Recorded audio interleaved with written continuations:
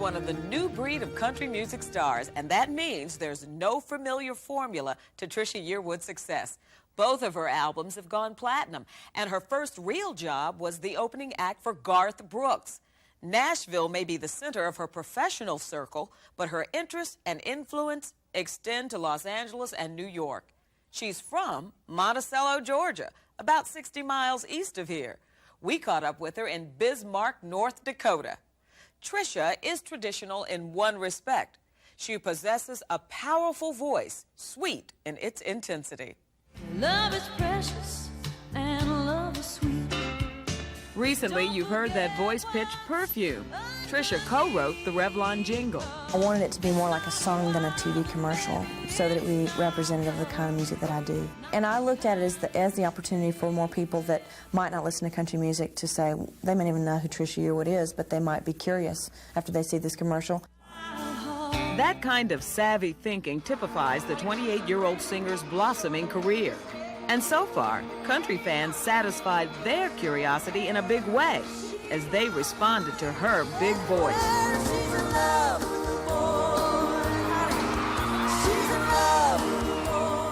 She's in Love with the Boy is from her first album, an album that rocketed to platinum. There were 2 other single hits, but She's in Love was the first, and it was the first of many surprises for Trisha. When you release your first single, you think, well, if it gets into the top 40, I'll be happy. Then it gets in the top 40, and you think, well, if it just goes top 20, I'll be happy, you know. And my expectations kept getting bigger and bigger, and it just kept going up, and I just thought it's got to stop somewhere. But it didn't. Album number 2 repeated history. An ex-Eagle, Don Henley, Garth Brooks, Vince Gill, and Emmylou Harris thought enough of her talent to add theirs to her second venture. She only wanted love, didn't bargain for this. She can't help but love. Trisha, these people were singing before you were thought of. You know what I'm saying? Right. It still amazes me. But I have to say, the first time Vince Gill walked in my studio, and Don Henley, I mean, I couldn't believe that voice was singing on my record, you know, and I was just pretty stunned, you know, trying to act cool, of course. And she's projected that voice onto other projects. You're the devil in disguise. Oh, yes, you are. I was at the movie Honeymoon in Vegas, and I heard this voice, and I said, that's Trisha. I love to go and hear the music in movies, and I thought, that's something I want to do, you know. And when the Honeymoon in Vegas soundtrack came along, it was perfect because I'm a huge Elvis fan. They were all Elvis songs, and I really wanted to be involved. And that kind of started the ball rolling. I was out in L.A. doing the Arsenio Hall show, and my manager was there, and he said, let's go across the street. They want you to read for a part in this movie. And I said, yeah, right, you know. So I walked across the street, and it wasn't to read. It was, here's the script. We'd like you to play yourself. Will you do it? And, I mean, we walked out there, and I said, is this really happening? I mean, we just did the Arsenio Hall show, and now we're going to be in a movie. I mean, what a day this has been.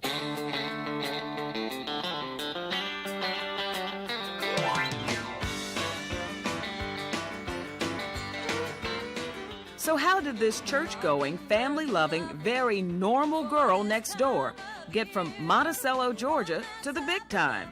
They even have a sign now in your hometown letting everyone know it's the home of Trisha Yearwood.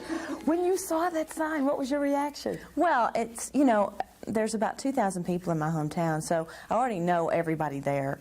And it was really an honor, really, for them to be that proud enough to put my name on the sign. Her dad is a banker who has an office just off the town square.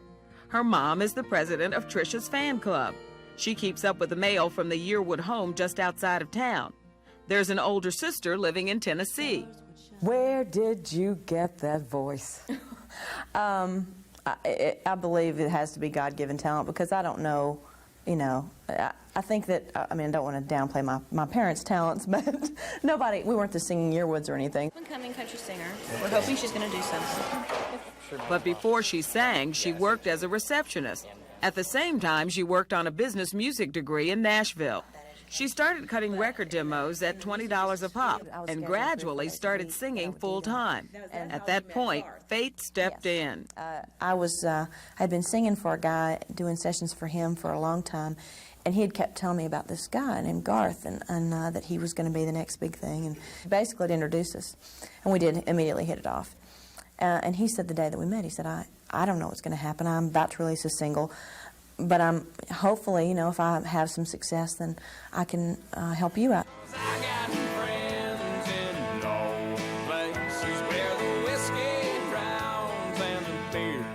The singer with the big hat and big belt buckle was true to his word. We were doing a session somewhere, and he said, let's go over to MCA and see what's going on. And we walked in, and my producer's name is also Garth, and so the front desk girl called back to the head of A&R and said, Trisha and Garth are here to see you, and he just assumed it was me and my producer. Me and Garth Brooks walk in the office, and Garth says, I want her to open all my shows next year. And I didn't even have a single out. I didn't even have an album finished, you know. And they were like, okay, that'd be great, you know. Now, let's get some controversy in here. Two things that were said, two negative things that have been said about you. I'm going to let you deal with both of them. Okay. The first is you and Garth were having an affair, and that's why you left your husband. Yeah, well, when they first started printing that kind of stuff, I was just so upset because I thought, I got to call everybody in the world and tell them this is not true. But then I realized that that's just the nature of the way it is. Every time you're on the road with somebody, they're going to start saying that you're having an affair with them.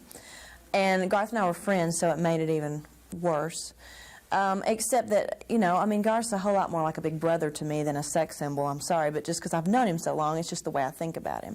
So I just kind of learned to let it go, because anybody that knew us knew better, you know. And the relationship with my husband was, it doesn't matter what I would have been doing, it just wasn't meant to be. And then the other thing was that you were just an ungrateful hussy, leaving the agency that you started out with and going off to this man in L.A. I had never actually signed with the management company that Garth was managed by, but I was working with them. And I just several times have felt something in my gut telling me it wasn't quite right. And Garth Brooks is enough to deal with. So she signed up with Ken Cragen. He's managed singer Kenny Rogers for years. Trisha thought he could open doors others, including herself, could not. And what did Garth say when you told him, I'm going to do this? Because I know you told him. I told him immediately. He, of course, didn't agree with me because, you know, I knew he wouldn't. But the good thing about Garth, and the other thing that I felt that he would say was that I don't agree with you, but I respect your decision, and I respect the fact that you have to do what you feel is right. Because he had always told me to follow your gut, and that's what I did. I like a man who's crazy about me. I like a man who can live without me too. She's also learning to be a better performer. She rocketed to stardom so quickly, Trisha didn't have an opportunity to perfect her stage presence in front of small club crowds before she found herself in front of thousands. Friend Garth Brooks helped her with that too. The main thing I learned from watching his show was that he really communicated with his audience. He had everybody in the palm of his hand. And I learned by watching him to really just be yourself and really give to that crowd, and they will give back to you. Trisha's down-to-earth and practical style helps her with a problem she's been wrestling with for a while, her weight.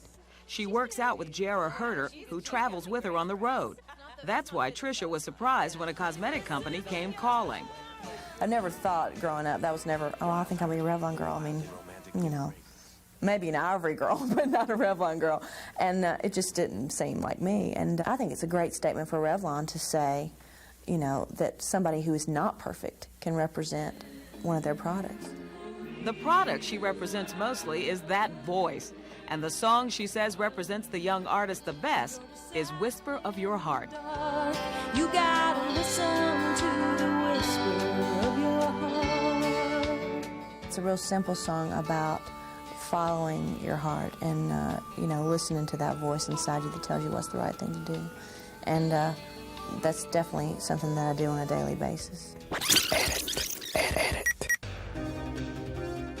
Trisha also writes songs. Kenny Rogers sings one on his tour. She's working on a movie with Disney and a book about her life on the road. It will be out this fall.